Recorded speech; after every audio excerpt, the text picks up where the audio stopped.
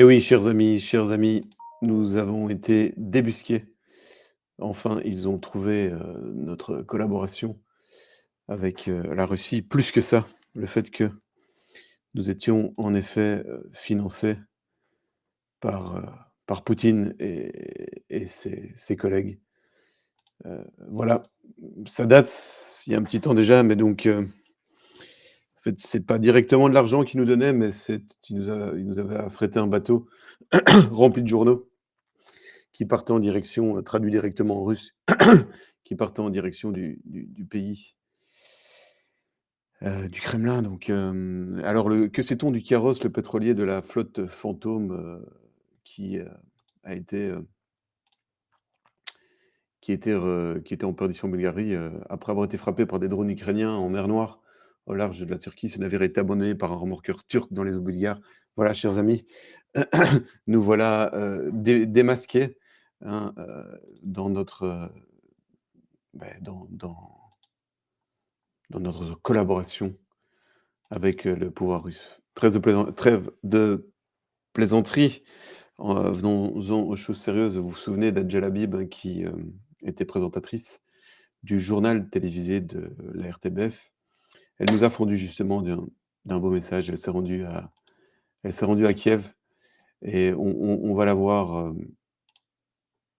dans toute sa comment dire? Dans toute sa splendeur. Elle est là et on va l'écouter. Adja, c'est à toi. Voilà, on approche de Kiev à un moment très difficile de l'année. Les températures avoisinent les -20. Et évidemment, la Russie en profite pour cibler particulièrement les infrastructures énergétiques de l'Ukraine, pour littéralement plier, forcer le peuple ukrainien à se rendre. Alors l'Union européenne a réagi.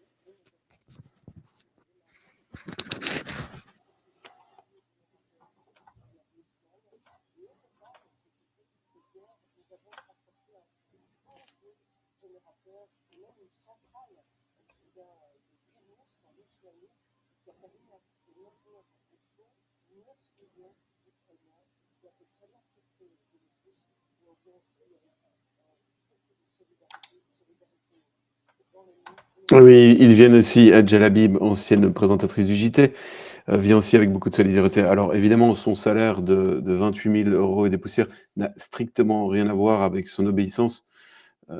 Ses émoluments, sont justifiés par le travail exceptionnel, qu'elle fait. Son travail précédent au journal télévisé n'a rien à voir avec le fait, qu'elle se retrouve aujourd'hui commissaire européen.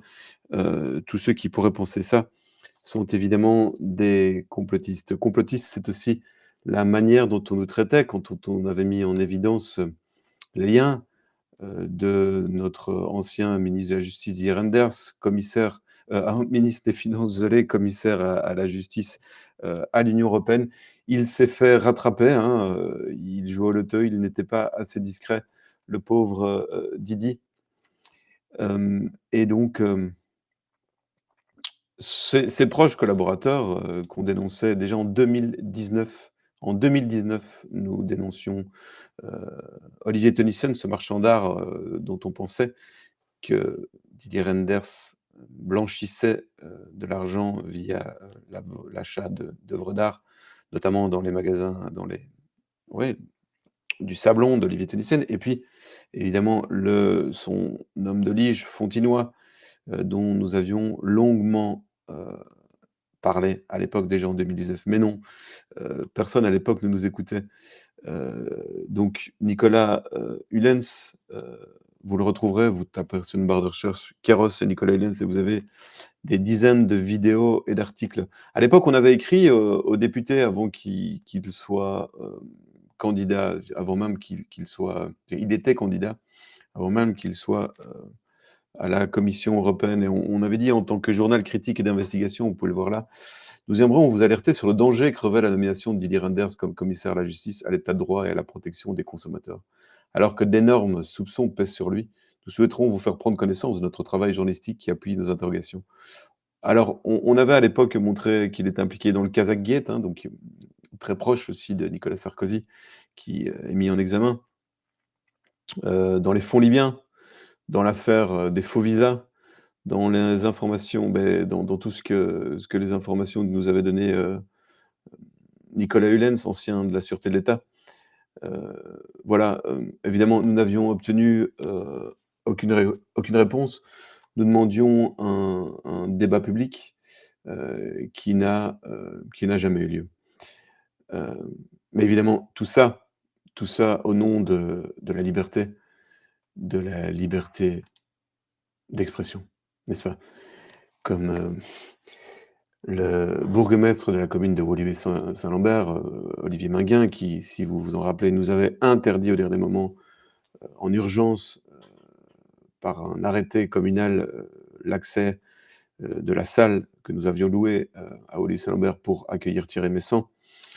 Hem, c'est Olivier Minguin qui, l'a-t-on appris, de sources sûres, aurait voté une motion de censure, au conseil communal contre Queiroz. Donc, de manière générale, une motion de censure contre Queiroz, le grand ennemi. Mais pourquoi? Pourquoi? Car, Olivier Minguin est un amoureux de la liberté d'expression. Nous ne comprenons pas. Si vous lisez ici en bas, je vais vous le lire. J'ai la conviction, donc c'est Olivier Minguin, le bourgmestre qui parle, qui fait une motion de censure contre Queiroz et qui nous interdit de parler. J'ai la conviction que pour faire face aux atteintes à la cohésion de notre société, le pouvoir local est plus que jamais le recours face à toutes les dérives des pouvoirs supérieurs, si peu soucieux de donner à tous et à toutes les moyens de l'émancipation et de la liberté de penser. À Woluwe-Saint-Lambert, nous ne nous trompons pas de chemin. Olivier Minguin. Donc voilà, c'est le même qui nous interdit de parler. Donc ils ont une capacité à scinder leur esprit, qui fait qu'en même temps, ils vous parlent de liberté d'expression et la nécessité de laisser la parole à tous et à toutes, mais nous, on n'est pas dans les tous et toutes. Donc on est typiquement dans un régime totalitaire qu'il n'arrive même pas à voir, qu'il censure. Pour lui, tout simplement, il fait un travail d'intérêt général. Donc des Olivier Minguin et d'autres personnes nous auraient fusillés, évidemment, ou nous fusilleraient dans un temps où le contexte le permettrait et nous espérons ne le permettra pas, car nous sommes là, heu, pour tenter d'être des garde-fous contre cette folie politique, financière, dont aussi le réseau Epstein nous montre les tentacules avec, un pouvoir financier, grande criminalité, agences de renseignement, et crimes sexuels profondément, liés. Hem, Cela n'empêche pas donc, comme je dis, de continuer et de vous proposer, heu, déjà là, aujourd'hui, le prochain Kéros, j'essaie de le trouver, je vous le montre, qui touche un sujet, bien, politiquement incorrect, d'autant plus qu'on aime à nous qualifier de fachos, ce que nous ne sommes évidemment pas. Donc, migration et intégration, car évidemment nous ne suivons pas, la doxa qui nous dit, «Welcome everybody», ou qui nous dit, «Fermeture à tout le monde». Non, nous sommes plus nuancés, nous essayons de comprendre en quoi, la migration et le pouvoir, politique et financier utilisent cela comme, outil pour détruire, heu, le tissu socio-économique des pays.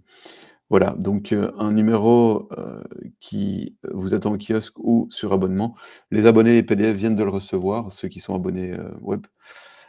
N'oubliez pas, également, de vous abonner et de nous rejoindre pour, notre petite, ça s'appelait évidemment pas non plus, hein, notre petite rencontre, je la remets, qui se passera au cinéma. Je ne peux pas encore dire lequel parce que évidemment, comme les trolls sont bien présents pour, nous y accueillir et nous attendent, de pied ferme, nous ne pouvons pas vous dire où ça se passera, mais ça se passera à Bruxelles. Le film aura lieu à Bruxelles et je vais vous le mettre, attendez, hop. Voilà. C'est les aléas de la technique. Voilà. Donc ce sera le 19 mars. Vous pouvez vous inscrire, ici en bas à gauche, vous voyez? Il y a déjà plus d'une centaine de personnes, les places sont limitées. Donc nous, ce qui nous arrange, c'est que vous le fassiez, le plus vite possible. Comme ça, on peut, bah, se retourner d'un point de vue économique, voir, si on peut prendre cette salle. On va à la fois faire des projections aussi dans toutes les régions francophones et peut-être flamandes, puisqu'on est en train de sous-titrer en flamand, le film. On va faire ça dans toutes les régions, francophones pour l'instant de Belgique.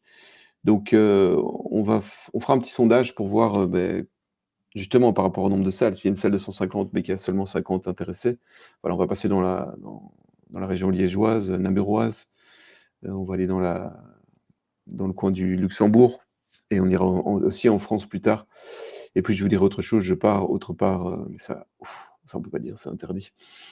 Et on ira également, au Portugal. Donc inscrivez-vous, ça va être, beau, bien et puis c'est un plaisir de se rencontrer. C'est aussi pour ça qu'il n'est pas encore en ligne. On le mettra plus tard, le film en ligne à un prix dérisoire, mais maintenant on a envie de vous rencontrer et bah oui, d'aller à votre rencontre. Minguin, ça me fait, aussi penser à Marois, celui qui nous avait traités en conférence, en commission parlementaire, de la Comédie Française qui nous avait traités de torchons, devant la ministre, je ne sais pas si vous vous en souvenez, Bénédicte Linard, la ministre des Médias. Et peu de temps après, on nous avait privé des subsides. Voilà, l'EMR, vaste mafia, hem, avec des Minguins et des Renders, aux commandes, qui décident de la mise à mort, médiatique et économique, de journaux comme, le nôtre. Voilà, je me demande finalement si, j'aurais pas plus d'avenir, dans, dans le OMR ou dans des structures, comme celle-ci. Hem, Plutôt qu'essayer de trouver la vérité, en tout cas la chercher et de partager avec vous, tout notre travail. Trêve de plaisanterie. Je vous repasse une petite vidéo qu'on avait fait à l'époque, qui reste tout à fait d'actualité. À l'époque, Renders n'était pas encore, heu, mise en examen, en tout cas n'était pas embêté, ni Fontinoy, ni Tenissen, mais le vent tournera-t-il? Hem, le vent tournera-t-il? Beh, tout dépend de vous, je pense, voilà. Soutenez-nous aussi pour la deuxième partie du crowdfunding qui concerne le doublage en anglais et les sous-titrages qui coûtent de l'argent aussi. Voilà, on vous demande assez souvent, de nous aider. C'est parce qu'on n'est plus aidé nulle part, donc tout repose sur vous et tout est en train aussi de se mettre en place pour, assurer au niveau du site, une sécurité absolue, qu'on n'avait pas assez et donc voilà, on est en train un peu de blinder la maison Kairos et après ça, on prendra le temps d'étoffer la rédaction pour vous offrir plus de contenu. Donc ceux qui nous soutiennent, mensuellement, juste pour, la nécessité, qui considèrent la nécessité qu'un média libre, vive, ne doivent pas s'en inquiéter. Les publications vont suivre, mais voilà, on a beaucoup de choses avec ce film qui continue, qui va passer partout et puis je vous dis, la consolidation de notre, réseau et de notre site web et même notre adresse mail, on a appris qu'on avait été hackés. Voilà, je vous passe, ce petit film que j'avais fait à l'époque qui est totalement d'actualité, et qui concerne, peut-être l'avenir, qui sait? Heu, mon avenir en tout cas. Je sais que je vais certainement en décevoir, mais je pense que c'est la meilleure solution pour l'avenir. Non pas votre avenir, mais le mien. En effet, j'aimerais pouvoir cumuler au moins 3 emplois et toucher plus de 232 000 euros par an. J'en suis capable. Enfin, cela aura d'autres avantages. On ne cherchera plus à me nuire, à m'enlever mon immunité ou autre chose. Les médias seront avec moi et je traiterai les autres de torchons, comme me l'a appris Olivier Marois. Je pourrais cumuler sans qu'on m'empêche de travailler. Je pourrais offrir des emplois fictifs à mes proches, partir en vacances aux frais du contribuable et appeler ça congrès. Enfin, je serai en bonne entente avec l'AJP et Martine Simonis. Je serai invité à l'RTBF qui fera son travail, surtout ne pas me nuire. Je pourrais voler de l'argent public et vous dire que c'est une confusion administrative. C'est sûr, je n'irai pas en prison, mais j'enverrai ceux qui sont victimes des politiques, des partis rejoindre celles qu'on construira avec des partenariats publics-privés.